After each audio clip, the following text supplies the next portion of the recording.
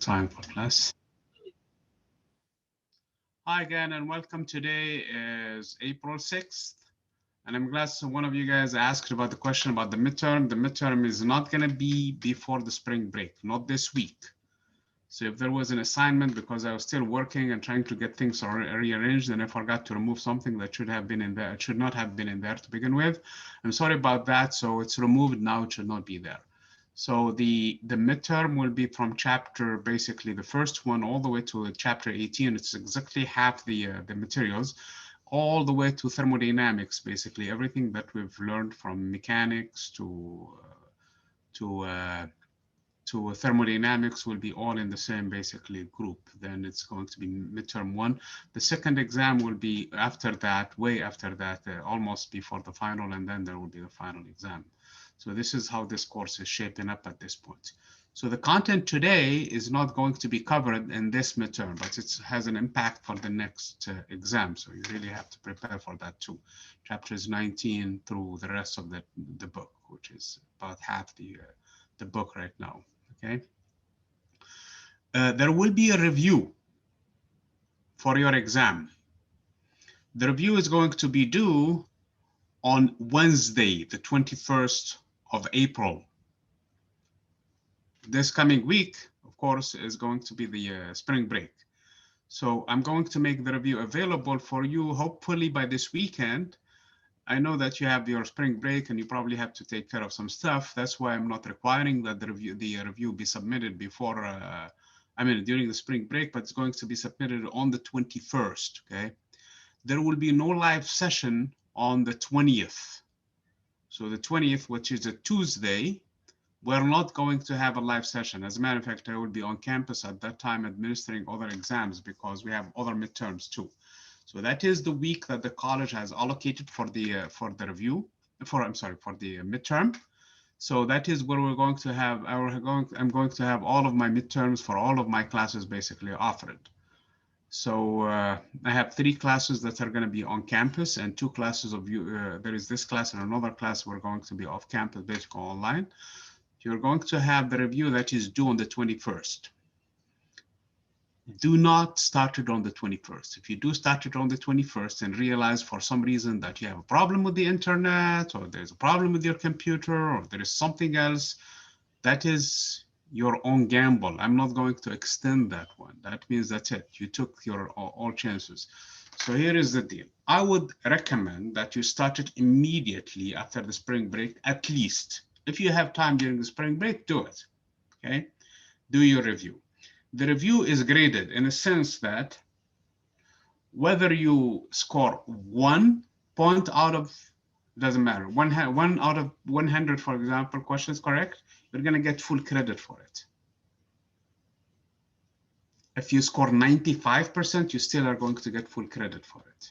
So the review is just for you to look at the materials needed to prepare your exam.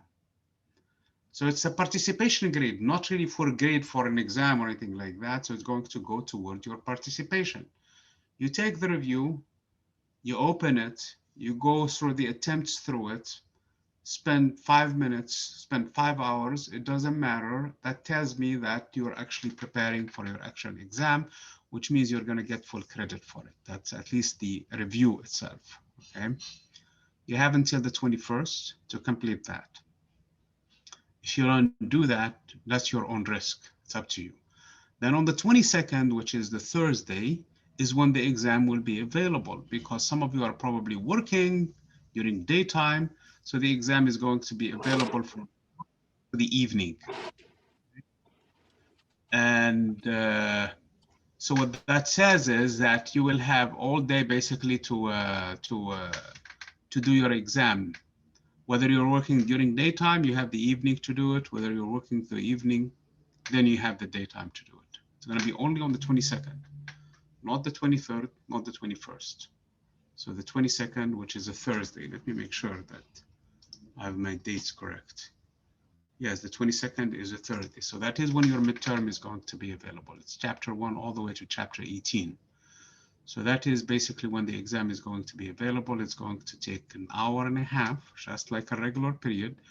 Once you start it, You cannot decide to go and take a break and come back, because if you do, it's going to submit it on your behalf after an hour and a half, okay?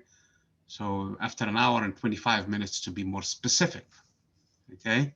So it's going to submit it on your behalf. So do not start it just because, okay, I have maybe 5 minutes break and this works, so maybe I'll just look at the exam and then come back later on to finish it. No. Once you start it, you have to finish it. You cannot start and then decide to come back to later on to it. So you have to start in one setting. That's why I recommend strongly to basically take all the things that you need to do, sit on the computer. Once you sit on it, that's it. You're not going to leave the exam until it's done, or decide that you are done before the time for it is done. If you are working during daytime, do not start it until you come back from work and probably drink something or use the bathroom or whatever you need to do, and then sit on the exam again for the same amount of time, an hour and 25 minutes for your exam. So this is how the midterm is going to be structured. So I'm going to send a message for you guys to explaining to you exactly what I'm talking about in here. And hopefully you guys will have no problem with it, especially if you did the review. If you did the review, you should not have a problem with the exam, okay? There are two parts in it. There is part that is basically multiple choice questions, and there is part where you're going to actually answer questions. You're going to actually do one-step calculations, just like the assignment you've been looking at, and you're going to answer questions and submit them in the allocated place for it. Do not freak out. Do not go crazy, if you wish, if you see that the grade is not what you expect, because Canvas defaults by default basically to giving the wrong answer, assuming that you made the wrong answer in the filling the blank. Whereas in the multiple choice, most of the time is correct. So do not panic when you see that. Please let me know, or at least I will go automatically through all of the exam and make sure that Canvas has properly graded it, okay?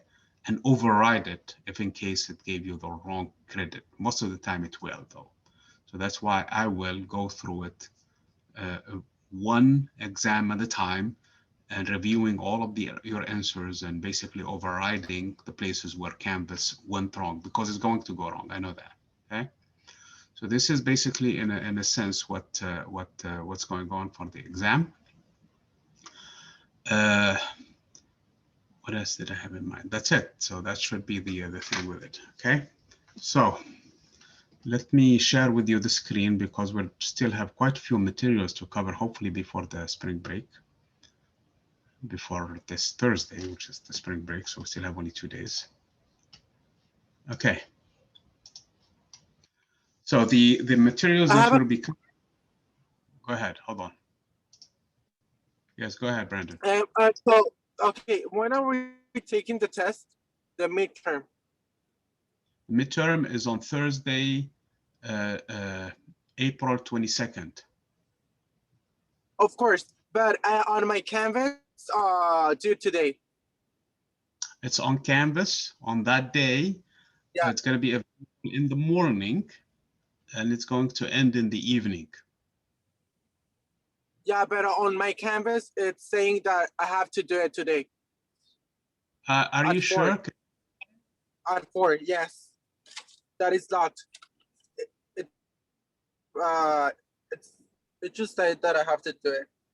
You might need to refresh. He removed it from Canvas earlier. Oh, never mind. Yeah, never mind. Yeah, never mind. You're right. Okay. Thank you. Very good. Yes, Andrea, absolutely. Anytime during that day. And again, just for the request, because again, some people, it happened in the past. I mean, this is the online thing, because sometimes people, they don't, I mean, right now we have what? About half the class, or even less than half the class right now, because again of something, the scheduling thing. So, and a lot of people go later on to watch the video and basically submit their assignments. So again, anytime during that time, but the minute you start it, Andrea, and this is true for everybody else, is you have to sit with it. You cannot decide, you know what, I'm done with the first half and I'm going to come back to the second half. There are no two chances in the midterm. It's only one. Okay, Once you're done with it, that's it. You're done with it. You're not going to have a second midterm or a second chance with it or anything like that. Okay, does this make sense to you guys? Everybody else? Yes. Okay, very good. So let's share the screen. And again, I'm going to send a message. And if the message is not clear, please reply to it, and then we will clarify further what needs to be done. Okay, so again, today's topic is on vibrations, waves, and sound. Okay, there is a common theme with all of these things. So here is the scenario. You did everything, Newton's laws, you found the equilibrium position, and everything is sitting still, and you have no problem. So the subject in here, let's take this one in here as an example. You take a mass and you attach it in here. This one instead. And you drop it, and it's going to sit still. So this is an equilibrium. It's not exactly equilibrium because my hands are shaking. Okay. So this is in a nutshell what I'm talking about in here. So this is equilibrium. If you disturb this object out of its equilibrium, now it's off equilibrium. So it's going to oscillate. So this is an example of an oscillation in this case. Okay. However, if you look at the string itself in here, this matter in here, I have also another kind of oscillation, but this one is actually moving from this side. That is when I'm creating the disturbance, and the disturbance finds itself throughout the entire medium and goes to the other end. So this is actually traveling disturbance or traveling oscillation. So that's the difference between them. Oscillation goes in the same location. A wave, there is another type of wave in here. If I compress this thing in here and let go of it, the disturbance will travel. Okay. So again, let me try to demonstrate it in here. So you can see in here on my side and this side, there is a compression. So if you let go of it, that travel goes through the entire medium. So that is the difference between a wave and a vibration. So a vibration is local. It happens in specific points in space. It varies with time, though. A wave, on the other hand, is a vibration or an oscillation that happens in one place, but travels, goes throughout the entire space. It goes from one point and changes positions. It still changes with time too, but also changes with space too. So that is really the difference between the two. So we're going to describe the wave. The wave has some parameters that are needed for it. One of them is the frequency. The frequency and the period are common both for oscillations and waves. For the case of sound, it's called the pitch. That's the tone, basically. Sometimes you have a very deep pitch and sometimes very sharp pitch. So that is basically the frequency, okay? Not the loudness. You can still produce a very, like when somebody goes to the whiteboard and scratches her fingers in there, that is high frequency. I mean, people get annoyed with it. Just the thought of it actually can get people annoyed with it. Versus a very deep voice, which is a very low frequency. So that is something that we have intuitive notion of it, okay? And that is true for all waves, and it's true also for vibrations, okay? If you attach a mass to a spring, and I really don't have any string in here at all whatsoever. What happened in here? There is a string. And do we have a mass to attach to it? I don't have any mass in here. Can I use this instead? Oh man, it's not going to support it. Okay. So this is an oscillation or a vibration. Okay. This is a pendulum, actually. Simplified version of a pendulum. Oh man. Yeah. Okay. So this is an oscillation because it's happening just in here. The angle in here, as you can clearly see, where this one is suspended from, changes with time. It goes back and forth, back and forth. The time it goes from one side back to the other side and come back to where it started from is period. T, the time, period. The inverse of the period is the frequency. How often this will go back and forth in 1 second? That is what the frequency is. Again, the frequency is common for both waves and oscillations. okay? But there is another characteristic of waves, and that is the spatial behavior, the behavior in space, and that is the wave length. How long is the wave? Okay, that is a characteristic of the wave. Oscillations do not have wavelength. Vibrations do not have a wavelength. It's waves that have wavelength. In addition to that, there is the wave speed, the speed with which the wave travels from point to point to point to point. That is also unique to waves because an oscillation doesn't travel from point to point to point. It's localized. So it does not have a wave speed, but waves do. Okay? So waves travel in space. There is another speed. There are two speeds that you have to be careful with. There is, in the case of the pendulum going back and forth, that is actually a speed too. But that is speed in a local area. It's not going from this point to the next point to the next point in space. You're not going to find it very far away at the end of the day. Okay?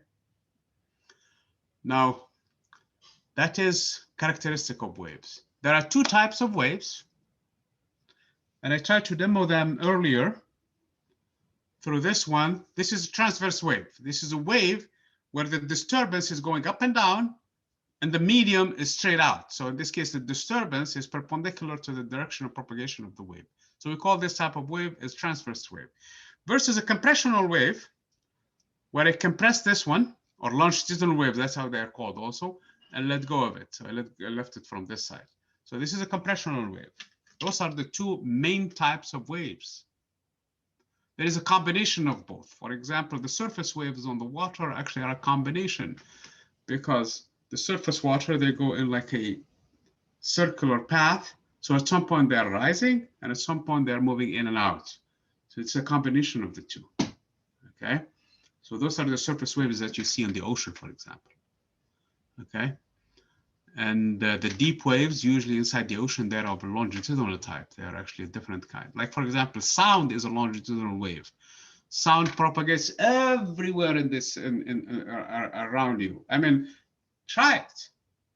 Have a speaker, go in front of it, you're going to hear it. Go around to the left of it, you're going to hear it. Go behind it, you're going to hear it. Go around it to the right, you're going to hear it. Go on top of it, you're going to hear it. If you put it under the table and on top of the table and you go under the table, you're going to hear it because sound propagates in all space, okay? In a compressional fashion, actually, because what happened when you press on the air with your basically mouth, or for example, with the speaker. So what happened in this case, you're pressing on the air. You're making it denser in places and leaving air on the other side, called rarefication. So it's certainly this compression followed by rarefication, compression, rarefication, compression, rarefication. For my case, it travels from the source, which is my mouth, and comes all the way to where the microphone is picking up the signal. The microphone picks up the signal, converts it into an electrical signal, goes through the wire, and then is converted to another electrical signal, goes through the internet, comes to you. By that time, your speaker takes the electrical signal and converts it back, because it has like a drum in there, converts it back into the same characteristic of the sound that came through, namely frequency and intensity, depending on the volume. Of course, you can raise or lower the volume in there, and it travels in the air and comes to your receiver, which is in this case your ear, and then the brain does something with it. The brain takes those oscillations where the compression, the rarefication that hits the ear are going to take the drum, the ear drum, and move it in and out, okay? Depending on how far it goes in and out, that is the intensity of the sound. Depending on how often it goes back and forth, which is actually vibration. So the ear drum is actually an example of an oscillation or vibration. So depending on the frequency on how often it goes back and forth, there is actually another electrical signal that goes from the ear drum, actually there is a big housing in there, which is a very complicated device, you know that. And then it goes to the brain, and the brain gives you the sensation of sound. The different frequencies and the different intensities and the different basically things that you can hear. So this is basically how waves travel in this situation. Waves has something unique to them, and that is wave interference. So when two waves come in and they collide with one another, if they happen to be in phase, so when they collide with one another, they will become bigger. So we'll call this one constructive interference. If they come out of phase like this, one of them is up, the other one is down. So when they collide, they cancel one another. So we call this one destructive interference.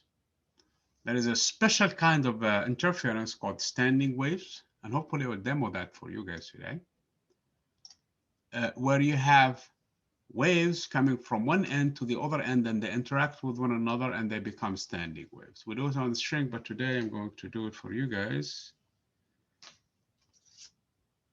using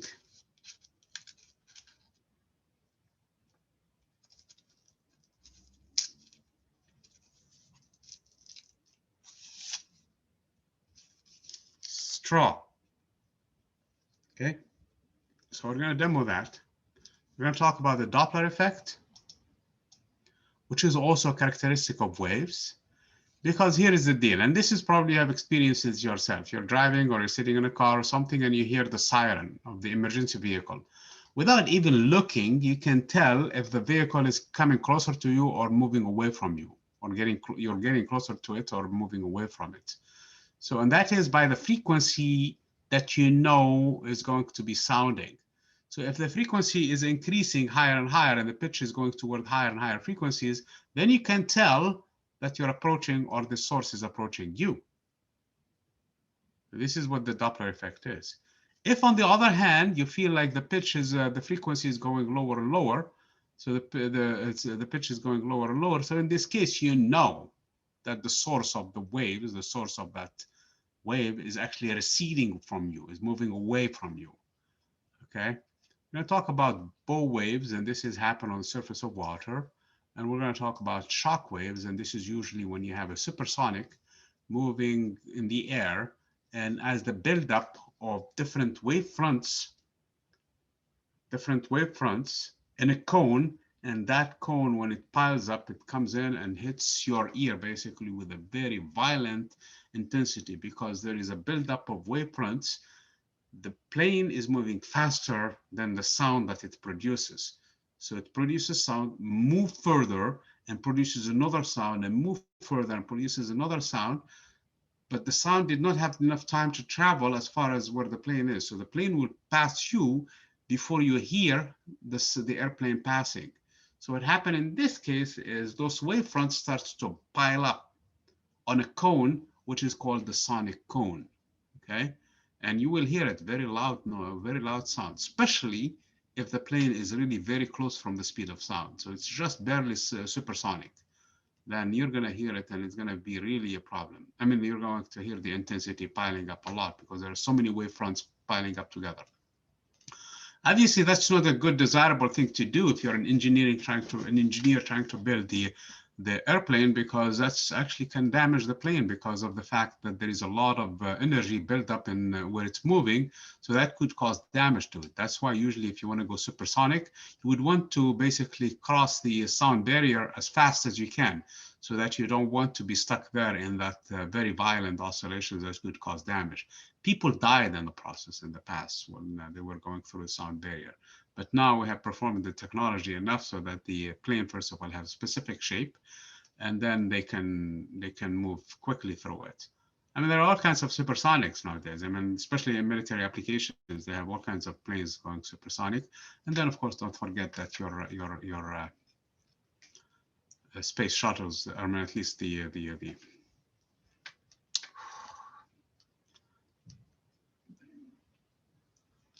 shuttles in general, they are actually supersonic too. They have to travel very, very fast.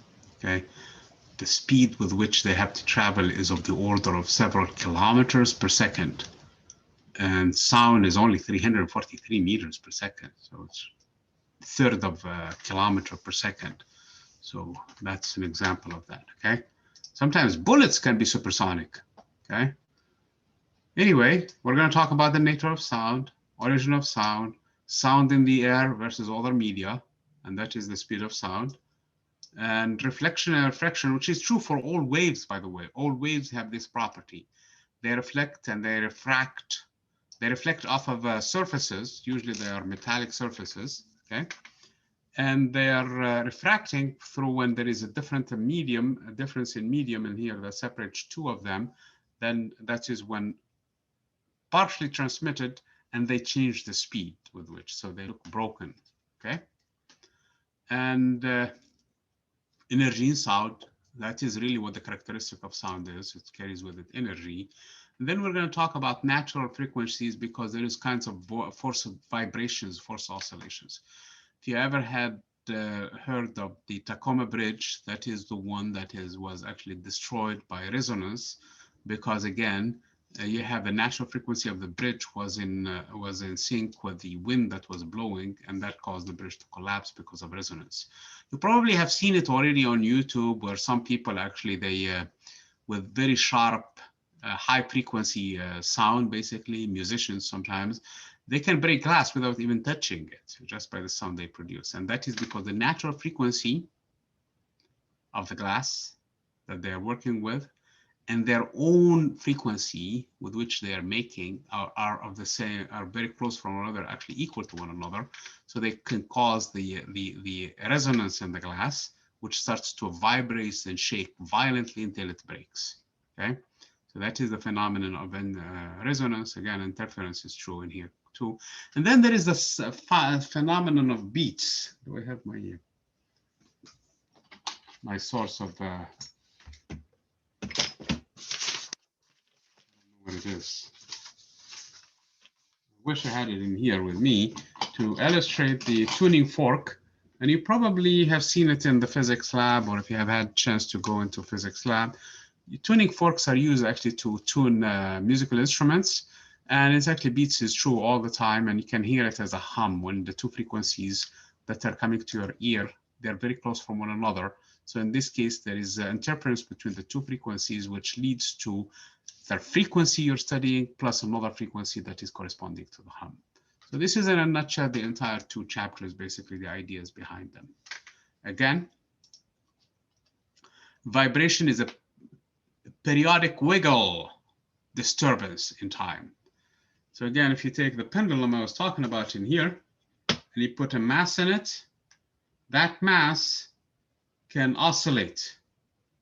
I'm trying to find a way to suspend this. I don't even have any mass in here. I'm sorry about that, guys. Okay, so it's going to oscillate back and forth. So this is actually an example of vibration. So vibration, sometimes we call it oscillation.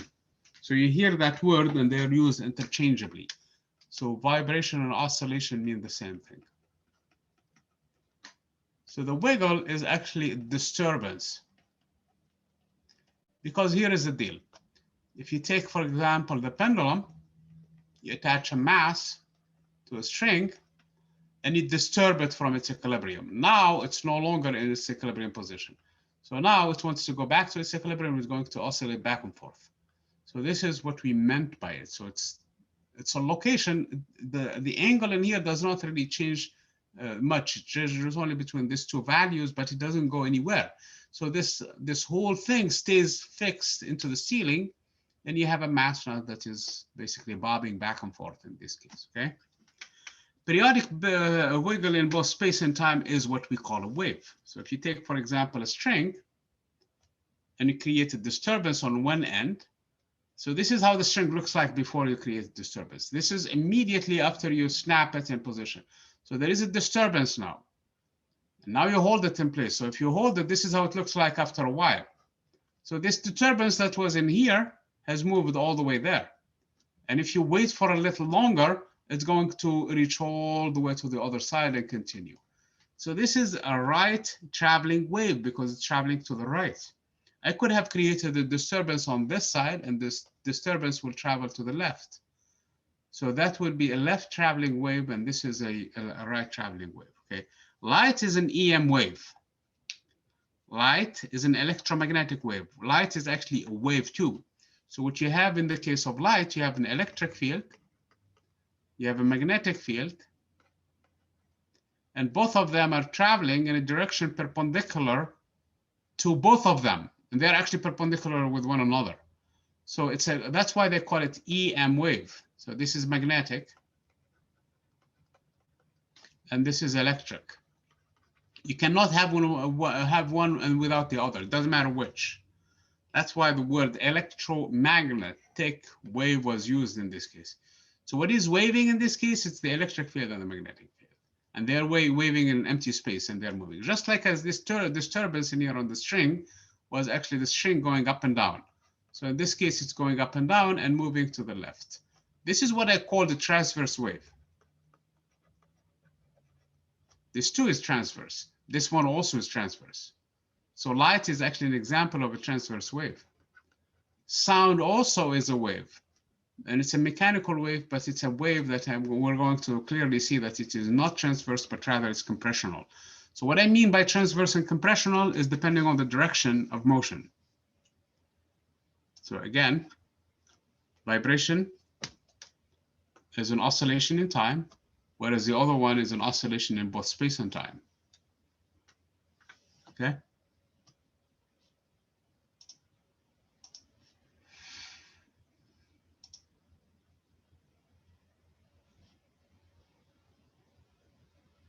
So this is the example of the pendulum I was talking about in here. This is not the wiggle. This is just linear motion. So 1 meter long pendulum has a bob with a mass of 1 kilogram. Suppose that the bob is now replaced with a different bob of mass 2 kilogram. How will the period change? The period does not depend on the mass.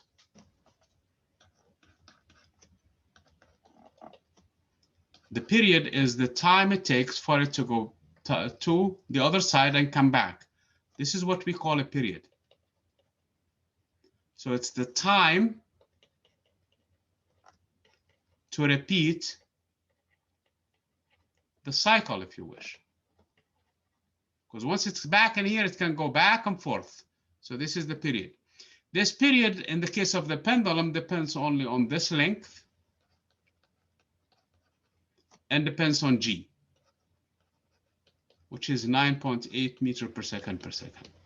Okay, it's the force of gravity that caused this one. So if you take a pendulum in empty space, for example, in interstellar space, and you move it out of its equilibrium, it's going to stay there. There is no gravity that's going to bring it back. So the reason why you have this pendulum at all here on Earth is because of the force of gravity trying to restore it to its equilibrium position. This is the equilibrium position. This point. So if you don't do anything to a pendulum, it's going to stay there. So the only thing that you're going to have, you have to disturb it out of its equilibrium. That's why the word disturbance is more accurate, really, when it comes to these things.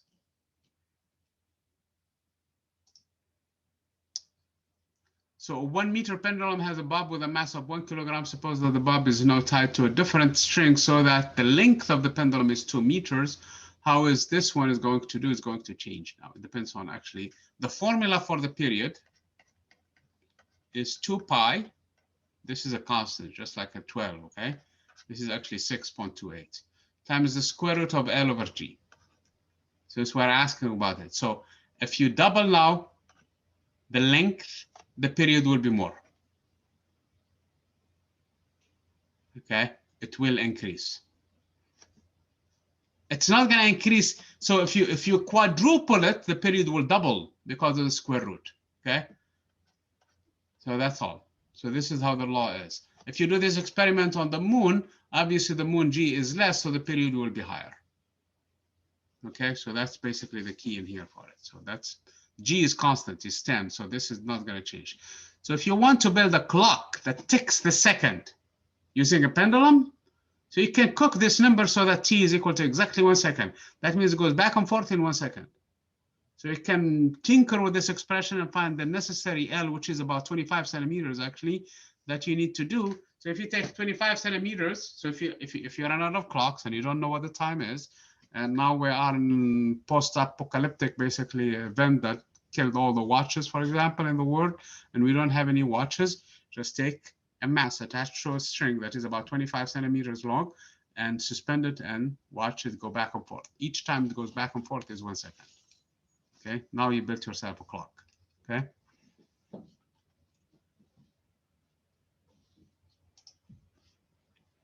So again, you can project the motion in one direction, and you will see that it has this harmonic behavior. Okay. This is basically a paper that is traced with this pendulum, in this case, that's going back and forth. And in doing so, you're drawing the shape in here. So it has the very characteristics of what is known as a harmonic motion. So this is a harmonic. So as it's going back and forth, up and down in this case, so the amplitude apparently is moving from here to here, but the amplitude is just half that long. So this is the amplitude. In other words, the intensity. How far are you going to move it? Obviously, if I move it very far, it's going to oscillate very far. If I move it very close, it's going to oscillate in a very small amplitude, okay? So this represents how strong the wave is. This one in space is called the wavelength. So the distance between similar points on the wave, like peak to peak, or crest to crest in the case of the waves. So this is a crest, this is another crest. Or trough to trough, it's the same distance. All of it is the same thing, distance, wavelength. The distance between this point and this point is a wavelength also. This point also has the same, basically, it looks like we have a wavelength. No, we don't. The reason why we don't is because of the fact that on this point, we're going up, on this point, we're coming down. So we really need to be in the same situation as we were before to reach the same behavior. In other words, this is a projection when it comes to oscillation. So this is where we were in here, and this is where we were in here. So it looks like this mass is in the same location, but it is not doing the same thing. In this case, it's going up. Then it's going, it reaches this maximum. And in the second case, it's coming down actually. So that is not a full wavelength corresponding to this wave.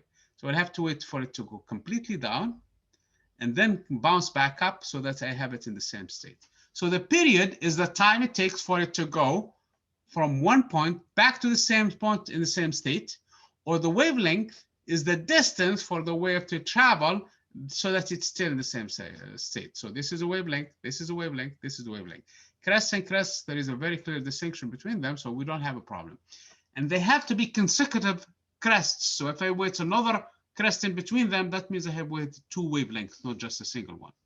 So this is how we define these quantities.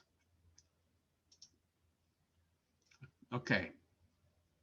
Vibrations and waves are, so we have crests in this case, we have troughs, which are the low points in here. And the frequency is basically the time it takes, or the number of times it goes back and forth in 1 second, as opposed to the period, which is the time for one oscillation. This is a number of oscillation back and forth in 1 second. If I go up and down in 1 second, that means I did one oscillation in 1 second. If I do it twice, that means the frequency now is 2 times in 1 second. If I do it 3 times, that means it's 3 times in 1 second. You guys see it. If I do it 10 times in 1 second, that means it has to be moving super fast. This means it's a higher frequency than if it's 1 in 1 second. Imagine how much it is for your cell phone. This is about 1 billion times in 1 second. Your cell phone is in the order of gigahertz. So it's super fast, super many times, basically. The electric field that I was talking about earlier for the light, which is exactly what your cell phone works with, goes back and forth about 1 billion times in 1 second. That is what the frequency is. So we use the word, the unit for it is hertz, in honor of Mr. Hertz, who did a lot of work in this area. So that is the unit for frequency, okay? And that is the number of time oscillations in 1 second.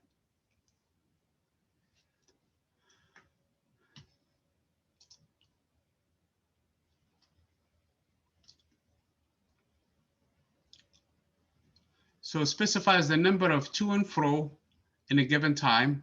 Here is the deal, okay, for the discussion point that I want you really guys to remember from this one.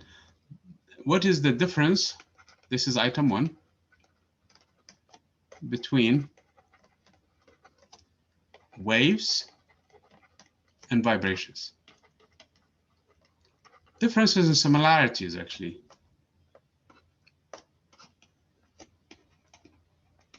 Obviously, I mentioned them. The similarities are both of them have periods, both of them have frequencies, but waves have more than that. They have actually a wavelength, they have wave speed. They also, yeah, those are at least the main 2 characteristics now. They come up in 2 types, namely transverse and longitudinal, but that's extra. So there is this relationship between the period and the frequency. The period times frequency is always 1. In other words, the frequency is the inverse of the period and vice versa. The period is the inverse of the frequency. So if you look at the signal, for example, that has 2 hertz in frequency, that means it takes half a second for it to go back and forth. That's it. Because it goes twice in 1 second. That means for once, it's going to take half of that, which is half a second. A sound wave has a frequency of 500 hertz. What is the period for this one? 500 hertz. So what you do in this case is 1 over 500 to find its period. And 1 over 500 is 1 over 2 times 500. 500 times 2. So what I did is just trying to do mental math in here without having. So it's going to be 2 over 1,000 or 0.002. Obviously, this is not correct. This is not correct. And this is not correct because none of them has a 2 in it. So this is the correct one. Okay.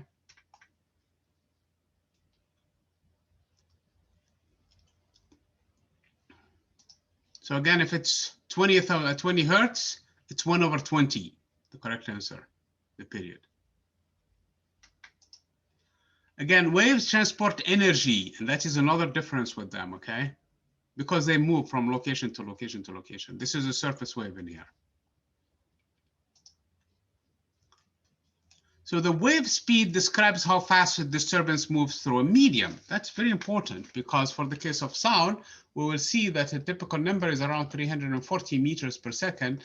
Typically, this is the number for it. In the case of light, it's about 1 million times more than that.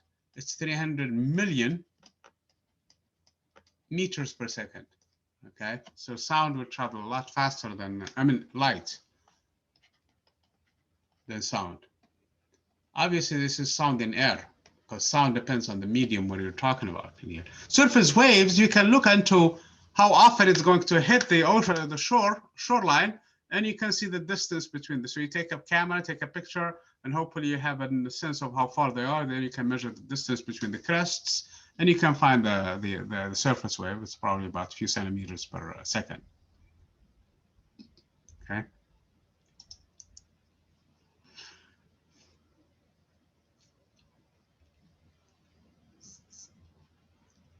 So if we have the wavelength, which is 10 meters,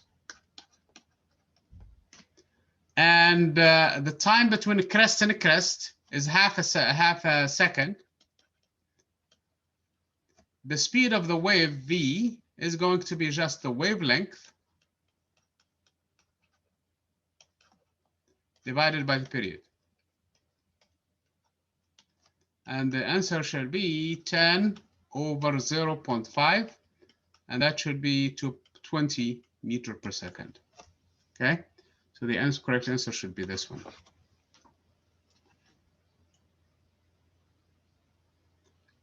Again, this is the 2 kinds of waves. There is the transverse. So this is transverse. So what's going on in the transverse is the direction of oscillation is up and down, and the direction of propagation is left and right.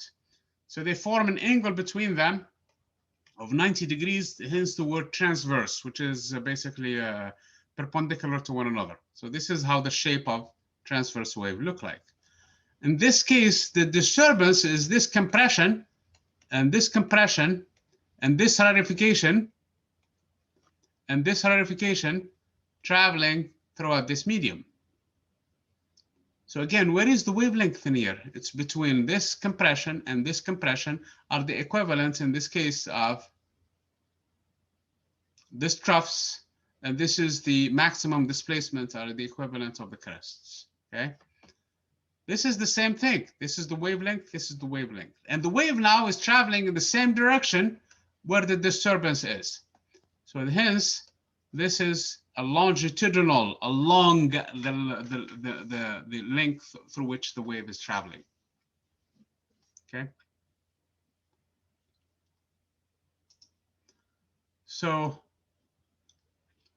transverse waves are an example of musical instruments, of course, that use string, radio waves, light waves, and S waves in the geological studies.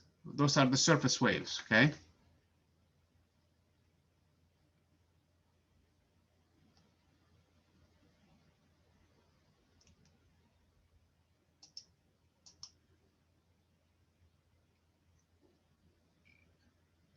The distance between adjacent peaks is actually the wavelength.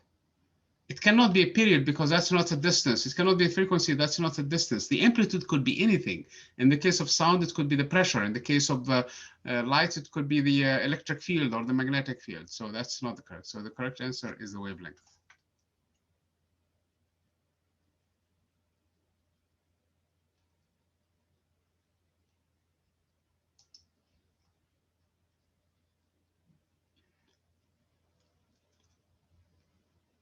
The vibration along transverse waves, they're perpendicular to the wave. Longitudinal waves are medium vibrates parallel to the direction of energy transfer.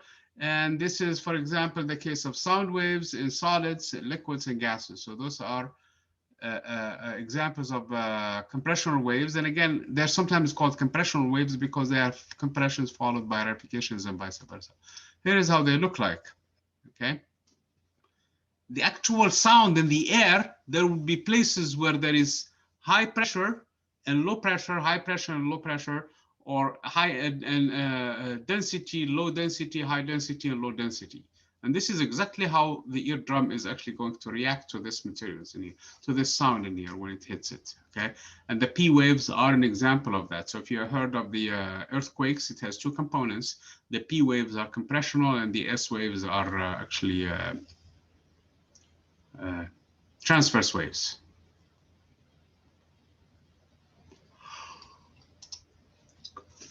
So if we have two waves,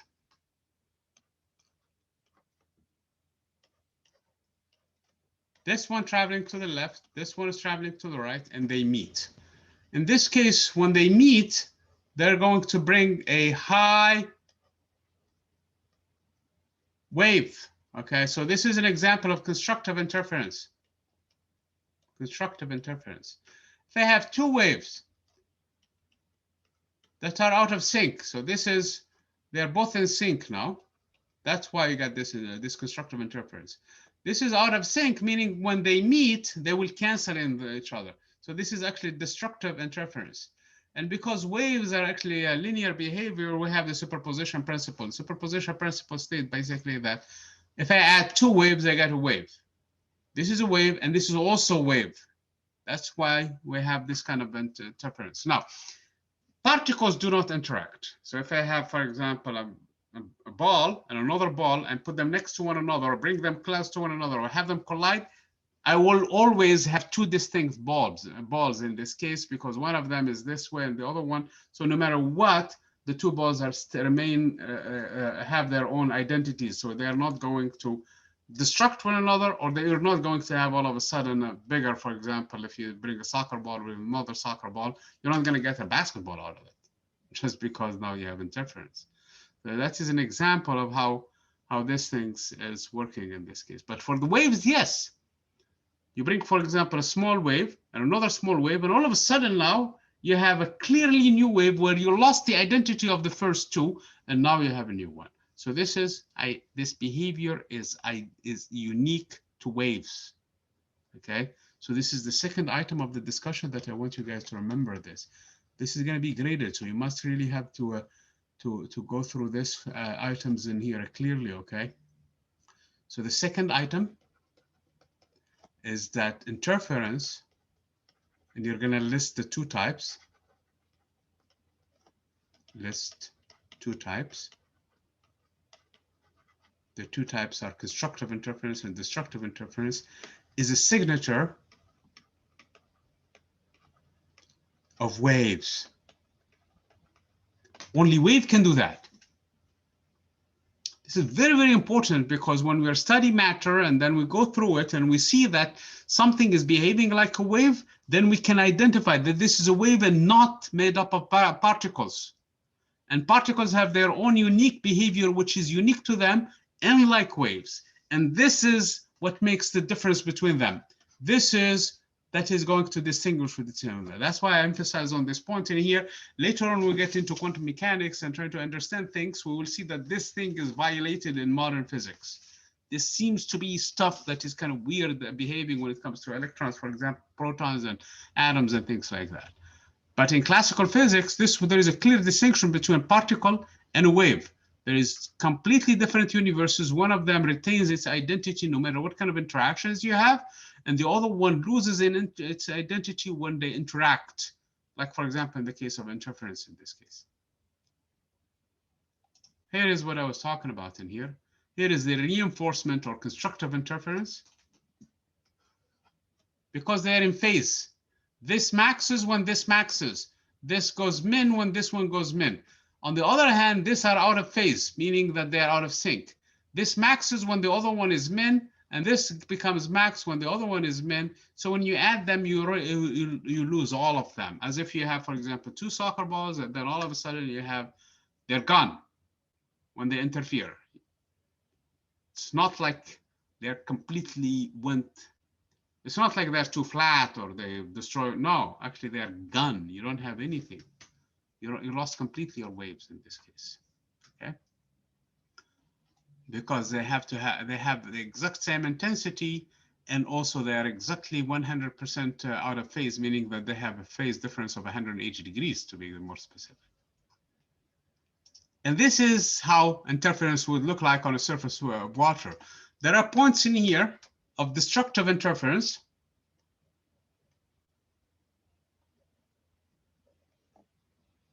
And there are points that are a lot brighter of constructive interference than the rest of the fluid.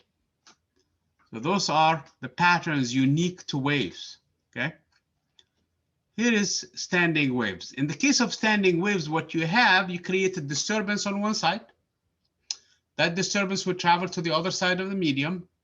Now in this, there is a constraint in this one in here. So the reflected one, the one that is going to bounce back, has to be in the opposite side.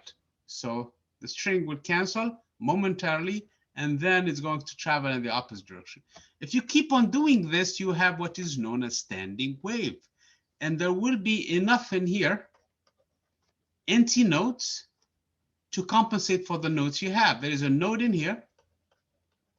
There is another node in this example in the middle, and there is another node where she's doing the vibrations. So there is actually 2 antinodes. These are called actually antinodes for 3 nodes. She could have done this. She could have ended up with just one big antinode, but in that case, she will have still two nodes. Or she could ended up with this scenario in here, where she will have 1, 2, and 3 actually antinodes. There is 1, there is 2, and there is 3. I have 1, 2, 3, and 4 nodes. Or she could end up with the following scenario. Still, she's sitting in here. 1, 2, 3, and 4 actually antinodes. If I count the number of nodes, I have 1 node, 2 nodes, 3 nodes, 4 nodes, and 5 nodes. So the number of nodes is always a degree higher than the number of antinodes. And this is true for all waves, including for sound, by the way. Sound, or the number of the frequency of the vibration, actually, the frequency of the standing wave will depend on the length of the medium. The shorter the length, the higher the frequency. I'm going to demonstrate that one here for you guys. So let me see if I can produce standing waves. This is not like this example because this side is open. It's like a string that you're basically like, what is that thing? The thing used for horses? Whip? Yeah, it's like that, okay? Did you guys hear that?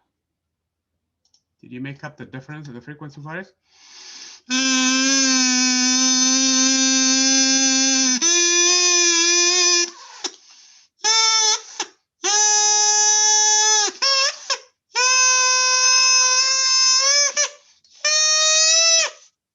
Did you guys hear this frequency? I'm sorry.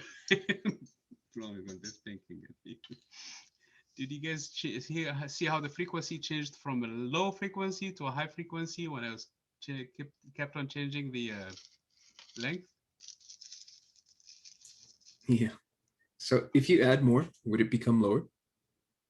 If you get a longer one, you're going to get a very low pitch, yes. Okay. Yeah. There is some, I think some religious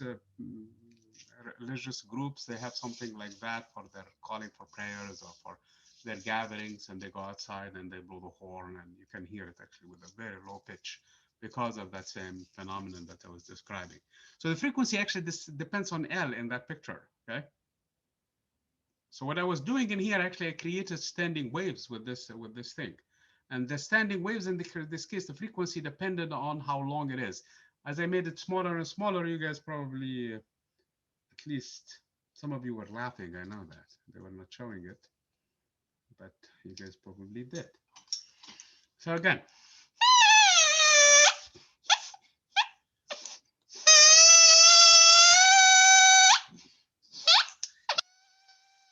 Okay, who's got tears in hers or her eyes? Okay, somebody already made that. Okay, Jacob. Okay, that's fine. Okay, I'm thinking to quit my job in here and go on a tour with this thing, with this musical instrument. What do you guys think?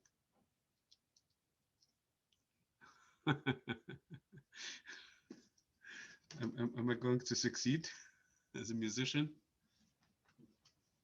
No? Anyway, so let's continue this thing in here. It's really a very important point in here with this demonstration. It's the frequency actually, and I was going through the number of nodes and NT nodes. And the case that I did demo for you was a slightly different example than this one. The other end was free, okay, like in here. On one end it was fixed, but the other end was free because the other side was open, okay?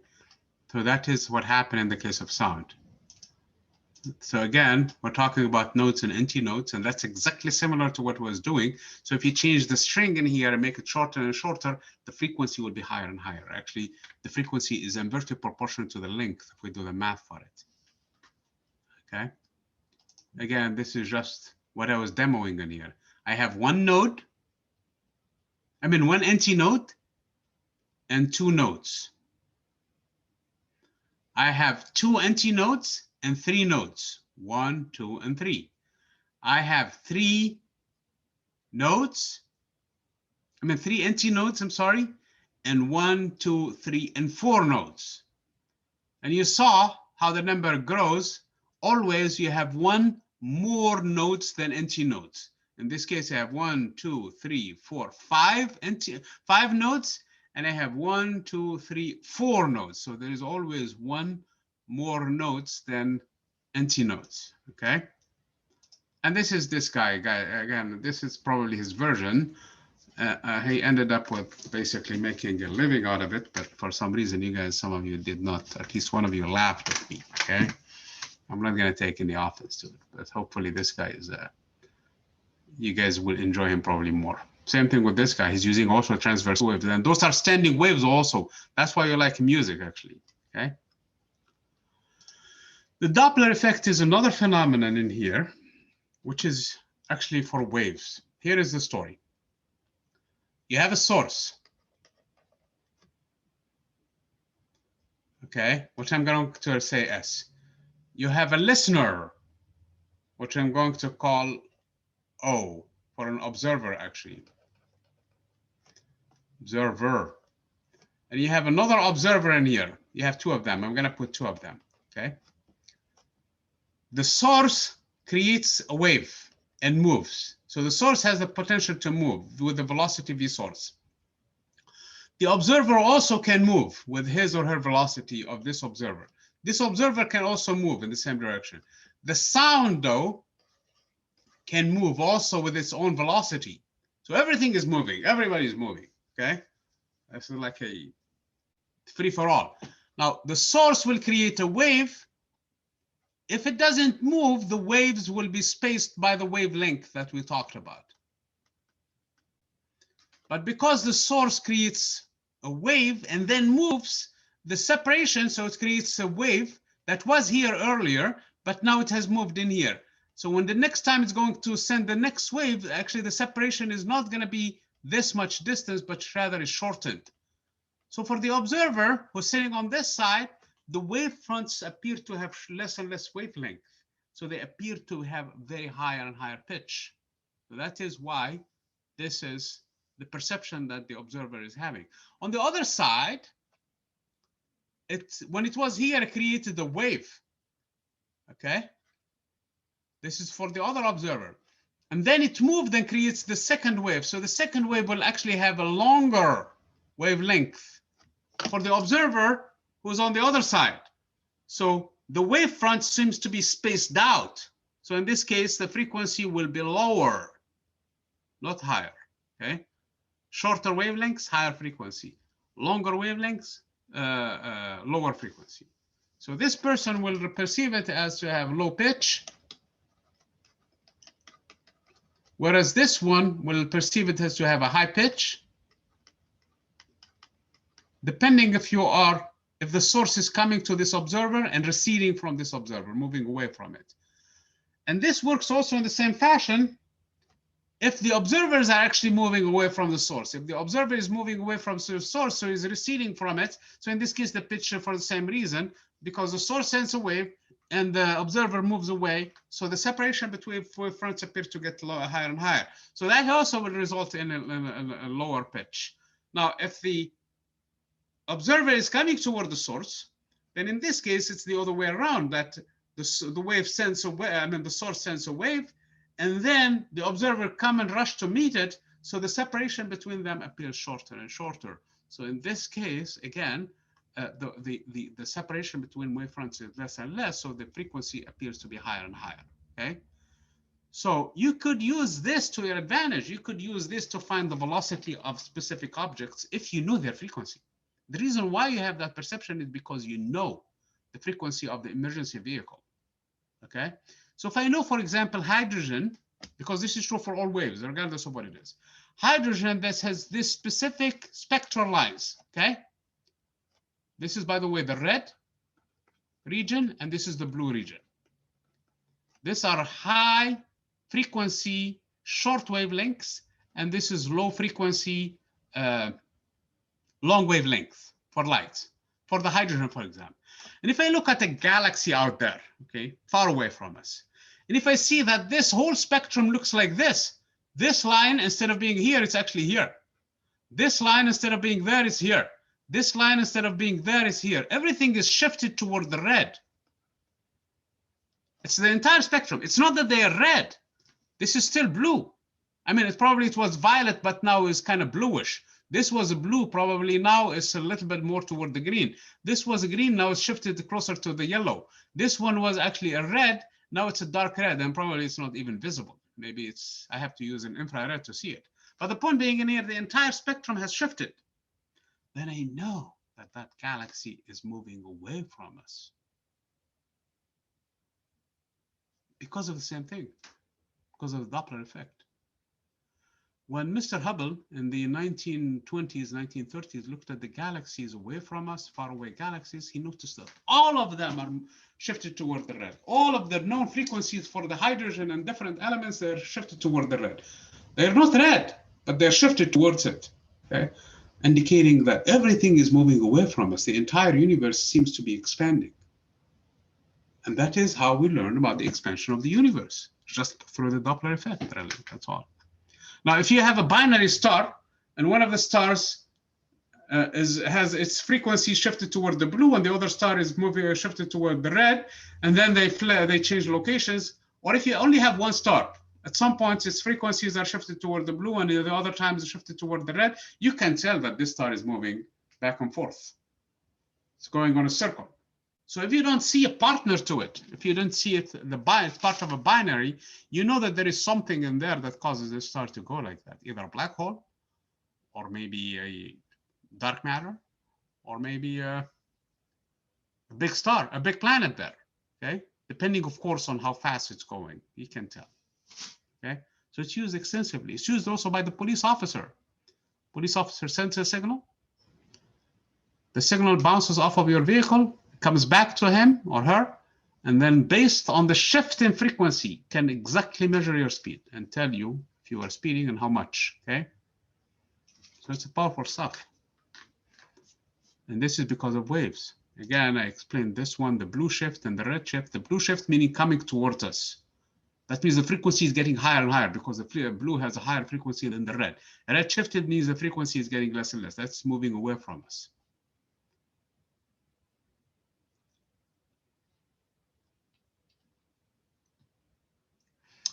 The Doppler effect happens for all kinds of frequencies, okay? All kinds of waves. It doesn't matter what type of wave we are dealing with. Again, and we talked about the bow wave, and this is similar to what happened in the ocean. Okay, you have a source now creating a wave, disturbance, and moving, and in this case, it's going to if it's moving with the same speed, then in this case, you're going to have a pileup of the wavefronts. Because here is the deal. It sends a wave, okay, moving with the speed v.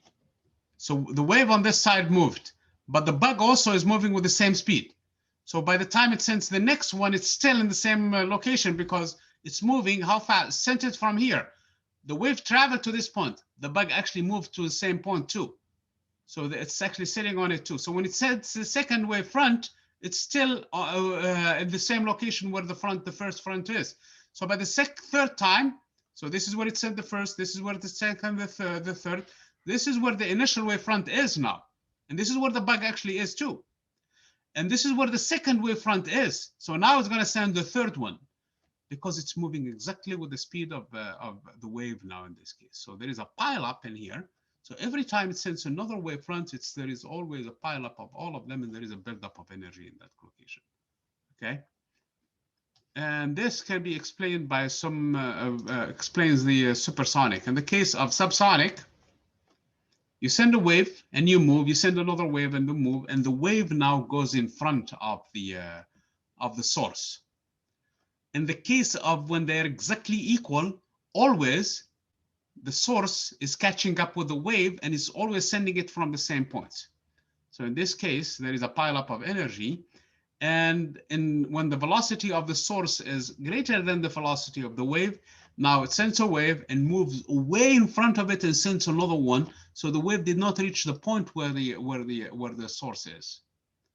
So there is actually a cone that forms, and that cone extends or shrinks depending on how far you are from the speed of sound. Obviously, the further you are now, the less actually energy you have, the closer you are, especially at that point, there is tremendous amount of oscillations and vibrations that can cause damage to the vehicle itself. And for you watching, you will see the plane pass by before actually you hear the sound. And what you hear all of these wavefronts coming to your ear at once, okay? There are two kinds of actually of shock waves. There is one from the front and one from the tail. And again, that is where the sounds are produced, and that is how they come to you in here. Okay, how much we're doing time? Okay, a lot of this concept applies to sound. That's why I combined the two of them actually. And actually, I was talking about sound when we were doing the waves in general. Sound is a form of energy that exists whether or not it is heard. Actually, the demonstration I did was with sound. Most sounds are waves produced by the vibrations of matter. So that's how sound is, okay?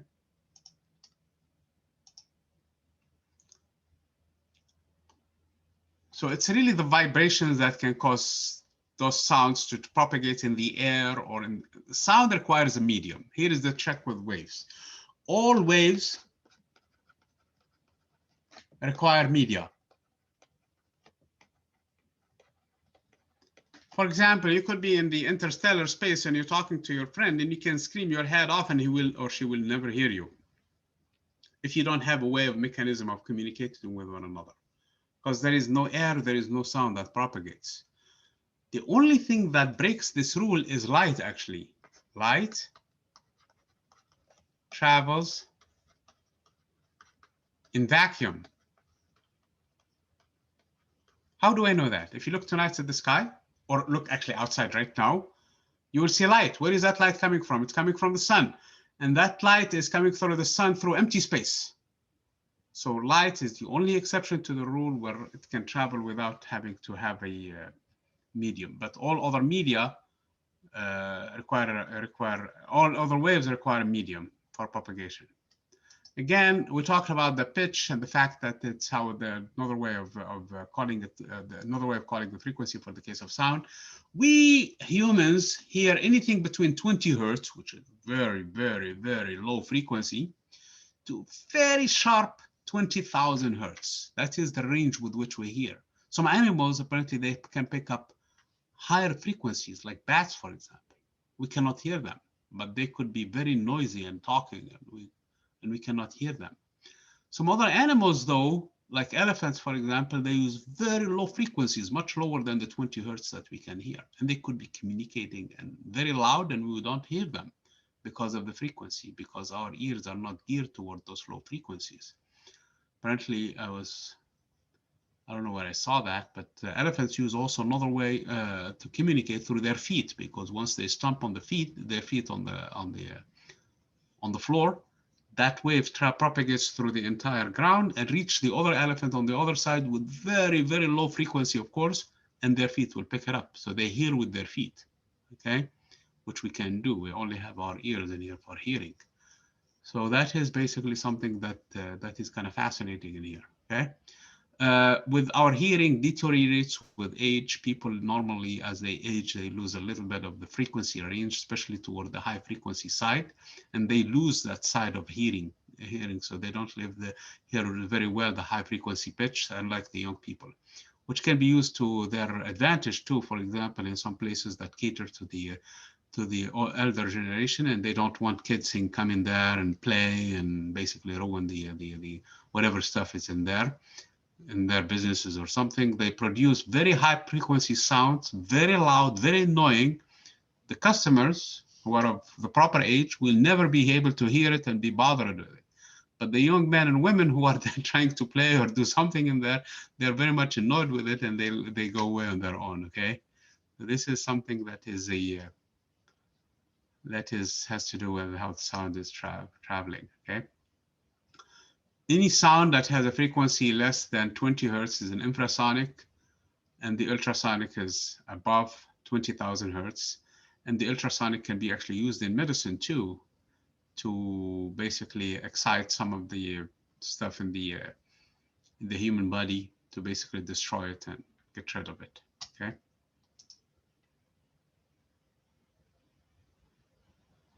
Again, there are vibrations and rarifications, just like if you can produce the sound, you can see it actually in the motion of the window, for example, blinds. This is a compressional wave. So sound is a compressional wave, is a longitudinal wave, not transverse wave, okay? Because the compression is in the air and the rarification is in the air, and that's how it propagates. And this is how it's produced also. It's produced with this moving piece back and forth, okay, of the speaker in this case. That is how sound is produced, and it's captured in here. Also, the oscillations, usually you have a capacitor, and that capacitor is moving back and forth, and as it moves back and forth, the distance between the two plates will cause the signal to change, because the electric field will change. Once the electric field is changed, it's captured from that. And that's actually also what's going on in here too. That is a capacitance too. And that's how you produce the sound too. So we use tricks in electricity to convert sound back and forth in here, okay? So any material can transmit sound, but in empty space, no, which makes me wonder about those sci-fi movies about them moving in interstellar space, and all of a sudden there is an explosion somewhere, and somehow you can hear it in empty space. Okay, before the gas reaches you that is coming from there, you should not be able to hear anything. You can see it, but you should not be able to hear it. The speed of sound at 0 degrees Celsius is about 330 meters per second. Usually we take it at room temperature to be about 340 meters per second. It changes with temperature, okay? Each degree rises above 0 degree speed of air increases by 0.6. So that's why roughly around 343, 344 meters per second is the speed of sound in normal air, in a regular day, okay? Speed in water is 4 times higher, And that because it's a more denser media have higher speeds, okay?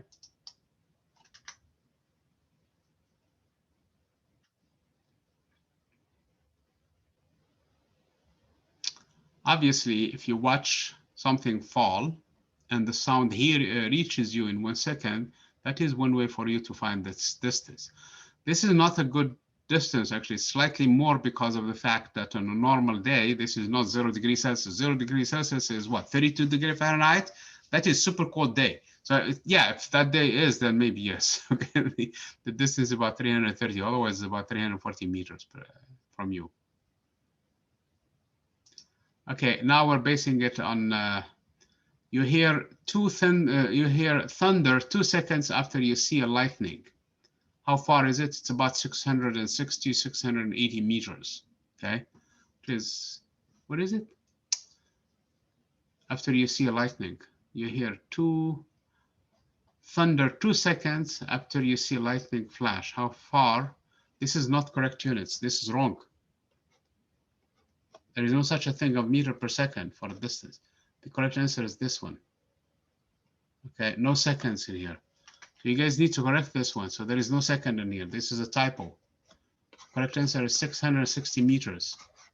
It's not the speed. How far away is the lightning? It's 660 meters, almost 3/4 of a kilometer. The law of reflection is for all waves. So basically one wave, similar to what happened earlier in the string, remember in the standing waves? So if you take string in here and you create a disturbance, once it hits this point in here, it's going to reflect, it's going to bounce back. So that's actually a reflected wave. Always the reflected wave in here, in the case of sound, is out of phase actually. This was this way, now it's up. So it's always out of phase actually by 180 degrees. But it's reflected anyway. It comes back and reflects in the medium. So waves do that all the time. This is true for light too. Case in point, stand in front of the mirror and you see an image of yourself on the other side. So here is an image because light is a wave. So if you look in here, you're going to see your eyes looking at you. If you look in the bottom in here, you're going to see a reflection of your hand and you see what looks like it's an image on the other side of your hand. And this is what looks like an image of your eye on the other side. If you look down in here, you're going to see it's a reflection of the other side of your leg, as if your leg is actually on the other side. And if you continue doing that, you see a replica of yourself on the other side. Obviously, there's nobody on the other side of the mirror, it's just a reflection of it, of you. You guys know that, don't you? You guys know that there is nobody on the other side of the mirror, do you? Or is this news to you? Yeah, that's a relief. Okay, glad to hear that. Okay. Okay. So that is the law of reflection in this case. The law of reflection states the following, actually, in the case of optics, and we're going to get into this topic later on, is the angle of incidence and the angle of reflection are the same, okay? So again, this is typical of the law of reflection in here. How far we are? We still have a few minutes, so, and we still have quite a few slides to cover. So again, this is the acoustics that is inside the rooms. For example, they usually have all kinds of devices in there to maximize in the concert hall, to maximize the sound and make it reverberate even better, okay? So they take advantage of it. Refraction is when sound actually breaks when it meets two different areas. In this case, you have warm air and cool air. And actually, it's better to be illustrated with light, actually. Light has a good way of understanding refraction. And actually, even if you take string in here of this thickness and you connect it to a string with a different thickness, and you create a disturbance in here. Part of the disturbance, of course, will bounce back during the junction in here, and the other part will be transmitted in here with a different speed. Same thing in here in the case of the surface of water, for example. If you look at the fish, the light that is coming from here is refracted because light travels with different speed in the water than it does in the ocean. So you see the fish from the ocean with the light that has been broken on the surface. Okay, this is the angle of incidence. This is the angle of refraction. For you, the fish appears to be on the other side, appears to be here, but he's actually here because of the refraction. And this is true also between the warm and the cool air because of the different densities, the air moves with different speeds between them. Okay. And this is used actually to produce images in the case of the human body because of these properties. Now we're using X-rays actually to do that. Dolphins and animals like bass, as I mentioned before, use this kind of behavior, this kind of properties of waves for their motion and for detecting prey and for detecting obstacles and things like that. As the waves bounce off of the other objects, reflects off of the other object, they make a mental image of their surroundings, just as we make it with our eyes right now. When you walk, you know exactly which way you're walking because of the reflected light from the different surrounding that you're moving with. So you're using your eyes to see, they use their ears to see, and they have probably visual of their surroundings similar to what we do with our own eyes, especially for the case of bats. They have very poor eyesight and they use the sound perfectly for their own navigation. And it's used actually also by humans using sonar too, underwater. Again, force vibrations is when you have, for example, if you go in a swing, and as the object is swinging back and forth, every time the object can come back, you're going to push it back. So this is a force oscillation. During an earthquake, the entire building is under force oscillation. The wind, for example, blows the leaves, and that is actually forced oscillation. So this is a forced oscillation or forced wave actually that is sustained, for example, in the case of the water, waves that is sustained by the wind that is blowing constantly and making those waves come back and forth to the shore. The natural frequency is the frequency that is inherent to the object. Remember, for example, in the pendulum itself, it has its own natural frequency. You take a pendulum, you put a mass on it, and you move it out of its equilibrium, and it's going to go back and forth. That frequency depends only on the material. In the case I wrote earlier, it was 2 pi times square root of L over G. So how I design L and how I do the experiment is a natural frequency. Now, the person who can come and push it back and forth has got a forced oscillation. So there is two different frequencies. There is a forced frequency, and there is a natural frequency of the object itself. Every element has its own natural frequency. Every object has its own natural frequency. How you excite it is the excitation, or in this case, the forced oscillations. I know we still have about 4 minutes, so let's continue quickly in here. You will have resonance when those two frequencies are very close from one another or equal to one another. This is the example I was mentioning earlier, the Tacoma Bridge. When the natural frequency of the bridge matched that of the wind, the bridge started to oscillate violently, even though the wind was not really that high, and caused the bridge, that resonance caused the bridge to fall apart. I mentioned already in the before, for example, when those singers with high frequencies, they start to sing or produce those high pitches next to glass, usually that has this similar frequencies, and the two starts, the glass starts to shake at those frequencies and then breaks apart. Actually, you don't even see the vibrations of the glass. For you, it looks like, hey, there's a cup sitting next to her and she's singing, and then at some point, the whole thing shatters. That is what the resonance is in this case too. And this is similar to standing waves, except that this is different kind of resonance here. Okay, again, we mentioned the interference in the previous case, and it's still true for sound too. So again, this is the surface water. This is how it happened in the case of sound. So in the case in here, you have two waves that are in sync. So in this case, the amplitude is higher. So the densities are higher where they were high, and the rarifications are rarer than when they were rare to begin with. In the case of destructive interference, you lose the entire pattern. So where you had maxima, you have nothing in here. And where you had basically minima, you don't see that. It's completely uniform. So this is destructive interference. This is constructive interference in the case of longitudinal waves. And then you have you can combine waves to actually cancel them. This is for the noise cancellations. If you have a headset that has noise cancellation, if you know the frequency of the sound that is produced, you can produce an entire one of it, basically the one that has a proper frequency, and the sync also has to be completely out of sync with it. If you do it, then they will cancel one another. So, and that is actually used also in one of its applications.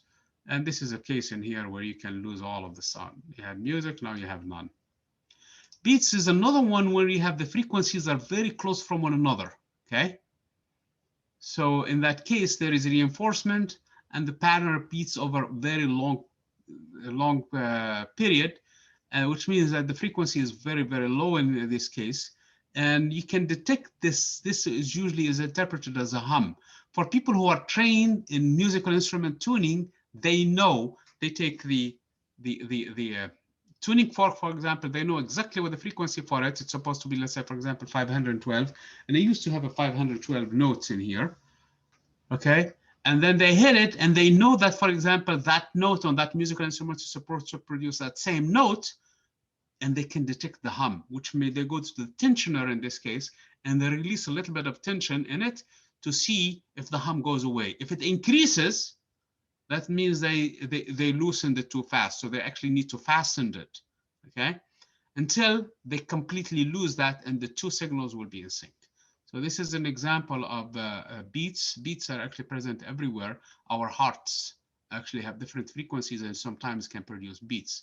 Sometimes you can have a heart attack even if you have a healthy diet, even if you have absolutely no underlying conditions and everything is perfect, physics can still kill you because of this phenomenon of beats, okay? which is kind of dumb, I guess, to do it this way, but that's true because of this phenomenon here where waves can be basically resonance that would do it. Okay, ignore what I said. I don't know much about biology, so don't quote me on that. Okay. Anyway, so this is the stuff for these 2 chapters. I know. Oh man, we went a minute outside of the time. Sorry about that. So let me stop the recording, and I will see you guys on Thursday. Okay. Excuse me, I had a question. Yes. About the midterm. Yes. It disappeared from Canvas. Yes. Where would we take that? At the campus? The midterm is going to be available on the 22nd of this month on Canvas. That was actually, I was preparing for it, and for some reason, that's an old one that popped up, but that's not correct, okay? So that is not your midterm. Okay, It's so not 22 of April. Got it. Thank you. 2nd of April, yes, okay? So let me stop the recording, and I will see you guys on Thursday, okay?